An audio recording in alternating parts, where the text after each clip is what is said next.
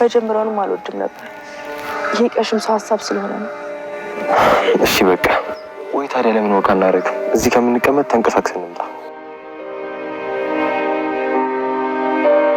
በቃ ትንሽ ወካ አድርገን እንመጣለን። ዳጣን ፈርተህ ነው ወይስ እውነት ወክ ማድረግ ፈልገህ ነው? ለምን እፈራለሁ? ይሄ ፈርቼ አይደለም። ነይ መጥቶ ቦርሴን አስቀምጥ። እኔ እኮ እጠብቅሃለሁ።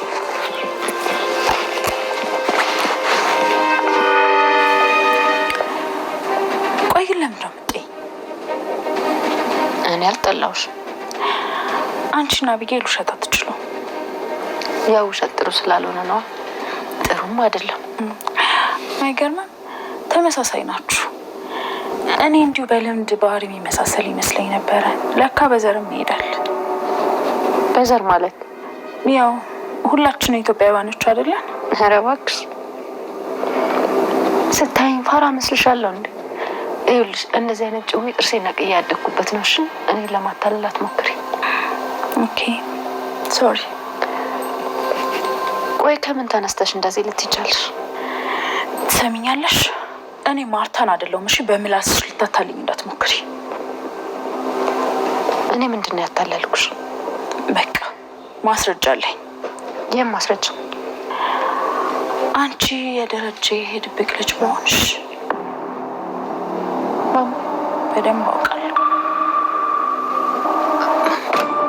ማለት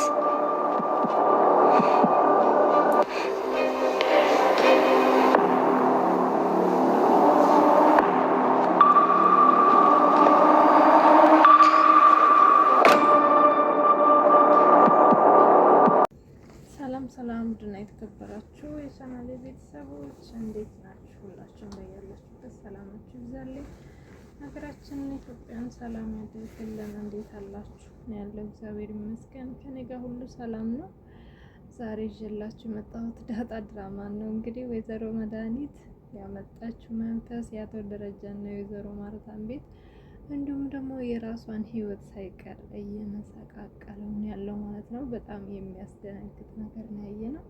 ይሄ ነገር በህልም ነው ወይስ በውን እስከምንል ድረስ ነበር የደነገጥነው። በጣም ነው የሚያስደነግጠው። እንግዲህ ይሄ ነገር ለብዙ ሰው ትምህርት ይሆናል ብዬ አስባለሁ። ምክንያቱም መፍትሄ እናገኛለን ብለን የምንሄደው አቋራጭ መንገድ እንዴት አድርጎኛ ነው አስሮ ከመንገዳችን እንደሚያስቀረን የሚያሳይ ነገር ነው ማለት ነው። ወይዘሮ መድኃኒት እንግዲህ በአሁኑ ሰዓት በመሄዷ በጣም ተጸጽታለች። በጣም ስትተኛ እየፈራች ነው የምትተኛው። ምክንያቱም ሌሊት በእንቅልፏ እየመጣ እያስፈራራት ነበረ። አቶ ደረጀም እንግዲህ በጣም የሚያስፈራ ህልም ነበረ ያየው። እንኳንም ህልም ሆነ የምትሉ ኮመንት ላይ ያሳውቁኝ። እውነት ለመናገር አቶ ደረጀ ነው ምንም በዚህ ልክ ወይዘሮ ማርታ ቢበድላትም ግን በዚህ ልክ ልጁ ስታዋርደው ማየት ማንም ሰው አይፈልግም። በጣም ልብ የሚሰብር ነገር ነበረ በህልሙ እየተናገረችው ያለው። ቢሆንም ግን አቶ ደረጃ ይሄንን ነገር ካየ በኋላ ለወይዘሮ ማርታ በአጭር ጊዜ መናገር አለበት ማለት ነው። ቤቱ በጣም ነው ምስቅልቅል ያለው። በጣም ነው የሚያስፈራው ያለው ነገር። እንግዲህ ያየው ህልም እንዳያችሁት ያው ልጇ አቤጌል በጣም እንደምትጠላው በሱ ስም መጠራት እንደማትፈልግ እናቷን እንደካዳት በጣም ከሃዲ አባት እንደሆነ ከዚህ በኋላ ልታየው እንደማትፈልግ ሁሉንም ነገር ለእናቷ እየነገረች ነበረ ያየው። እናትየውም ይሄንን ነገር መስማት ስላቃታት ጆሮዋን ይዛ በጣም ተጨንቃ ነበረ።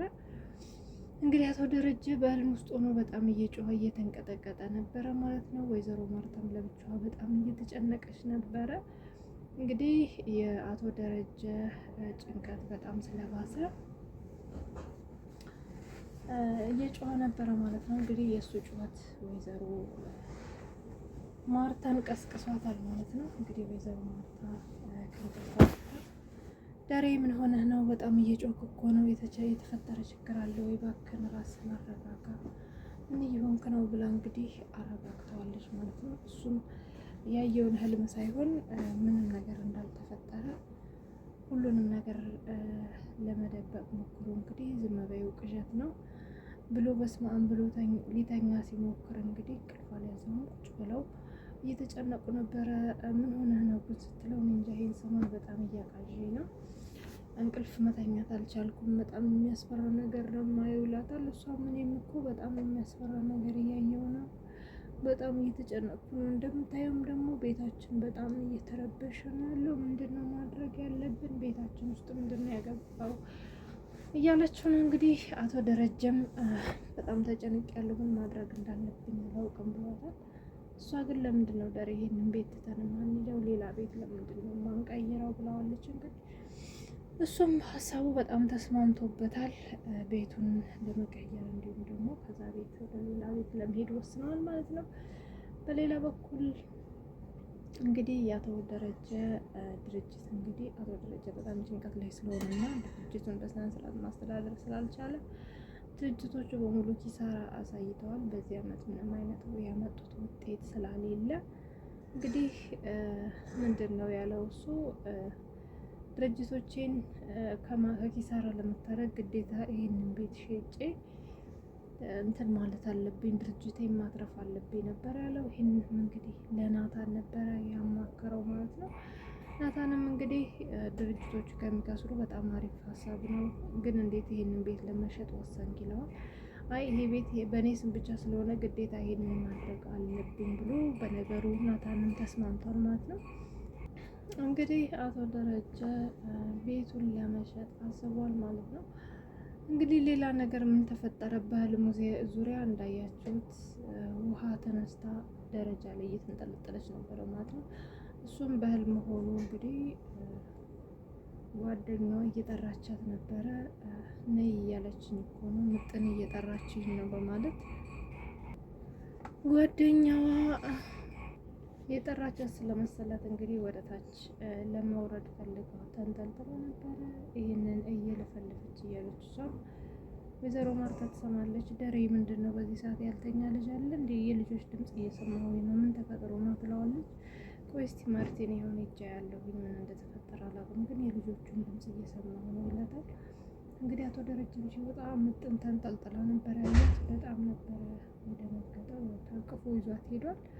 ቤቱን እንግዲህ የዚች የመከረኛ መድኃኒት መዘዝ ቤቱን እያመሰው ያለው በጣም ነው የሚያሳዝነው። እውነት ለመናገር እንግዲህ አቶ ደረጀ ይህንን ነገር የሁሉ መከራ ከሚመጣበት ሁሉንም ነገር ተናግሮ የሚመጣውን ነገር በተስፋ መቀበል የሚሻል ይመስለኛል። ምክንያቱም ምንም ከዚህ የባሰ ነገር ይመጣል ብዬ አላስብም። አንዳንድ እውነቶች ስንጋፈጣቸው ነው እንጂ ስንሸሻቸው መከራው ለኛ ነው እና አቶ ደረጀ እውነቱን መናገር አለበት። ወይዘሮ ማርታን በቃ ሁሉንም ነገር ማወቅ አለባት። አቤጌልም ከዚህ በላይ መሰቃየት አለባት ብዬ አላስብም።